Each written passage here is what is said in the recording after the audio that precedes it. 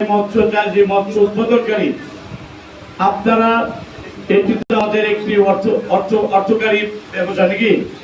এটিকে কিভাবে এটি উন্নয়ন করা যায়, কিভাবে মৎস্যকে আমাদের আরো ব্যাপকভাবে আমাদের মৎস্য চাষটাকে আমরা যেখানে মৎস্য চাষ করবো, যে অভয়ারণ্যের কথা বলেছেন, সেখানে যদি আমাদের অভয়ারণ্য থাকে সেখানে মৎস্য কিন্তু মা মাছগুলো সময় মতো ডিম দিবে এবং সেই ডিম এবং তাদেরকে সেখানে যদি আমরা সেইভাবে তাদেরকে দেখতে পারি, অবশ্যই আমাদের আজকে যদি 5 কেজি মাছ আবাদ করতে পারি, কালকে কিন্তু ঠিক মতন তাদেরকে দেখতে পারি, আমার মনে হচ্ছে সেখানে 10 কেজি উঠতে পারে, ঠিক না?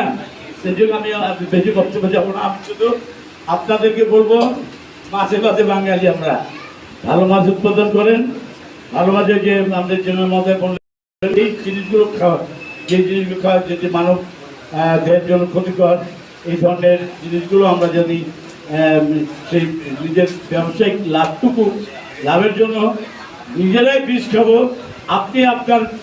আপনি কিন্তু ওই যে মাছটাকে যে খাবারটা দিবেন ওটা যদি বিষ হতো, ওই বিষটাকে আপনিও খাচ্ছেন।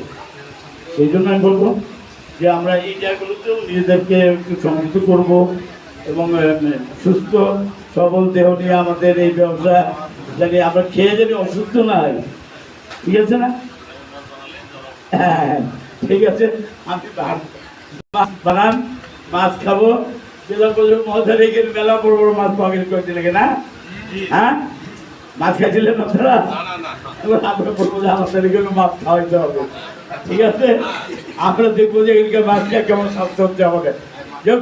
সব কথা শেষ কথা হচ্ছে, আমাদেরকে মৎস্য চাষে যে চাষি ভাইরা আছেন, আপনাদেরকে রাষ্ট্রের জন্য, রাষ্ট্রের প্রয়োজনে, নিজের প্রয়োজনে মৎস্যকে আগামী দিনে একটি আরো অর্থকারী কি বলবো সম্পদ হিসাবে আমরা জানি আমাদের দেশের অর্থনীতিতে আমরা অবদান রাখতে পারি। মৎস্য বিভাগ আছে, আপনারা তাদের কাছে পরামর্শ নেবেন এবং আপনাদেরকে বলবো যে যেই সময় যেটির প্রয়োজন আপনারা আমাদের সেই খামারি ভাইদেরকে এবং সেই ভাইদেরকে আপনারা আপনাদের জায়গা থেকে বৈজ্ঞানিক পদ্ধতিতে কিভাবে চাষাবাদ করলে মাছের আমরা জানি ফলনটা বাড়াতে পারি, সেই পরামর্শগুলো আপনারা দিবেন।